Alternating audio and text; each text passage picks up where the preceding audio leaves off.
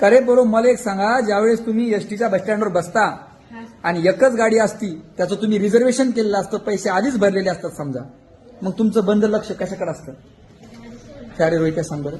Sir ते आवाज सांगतात आवाजाकडे. कोणाच्या आवाजाकडे? ते त्या बाईच्या आवाजाकडे. गाडी क्रमांक 15 भवन सोलापूर कोल्हापूर जाणारी गाडी तसं हा, सांगतात ती त्याच्याकडे काऊन लक्ष राहते बरं? ती गाडी हुकव नाही म्हणून. हुकाव नाही म्हणून. बरोबर आहे बाळा, त्या गाडीकडे काऊन लक्ष राहतं? तू तुझ्या ती गाडी हुकव नाही हुकाव नाही म्हणून. हुकलं तर काय होईल? आपल्या जागा भेटा म्हणून जागा भेटा म्हणून. मग मला सांगा, शिक्षक बी रोज आल्या आल्या म्हणतात, बाळा फळ्याकडे लक्ष द्या, इकडे लक्ष द्या, आणि त्यावेळेस तुम्ही लक्ष देत नाही. काऊन? ते महत्वाचं नाही का? ज्यावेळेस शिक्षक म्हणतात, बेटा लक्षपूर्वक काळजीपूर्वक ऐका बरं, की आपलं सगळं लक्ष द्या, बस स्टँडवर बसल्यावर बस पाहिजे, की आज नवीन सर काहीतरी गोष्ट आपल्याला सांगणार आणि ती गोष्ट आपल्याला समजली पाहिजे. तिथं तरी एक एसटी उकल, ती एसटी पुन्हा घेता येईल, लयतले 100-200चं तिकीट जाईल, पण बाळांनो हे आयुष्याचं बर्बाद होण्याचं तिकीट जाणार आहे तुमचे, जर तुम्ही शिक्षकाच्या आवाजाकडे लक्ष दिलं नाही तर. याला इतकी छोटी गोष्ट समजू नका तुम्ही.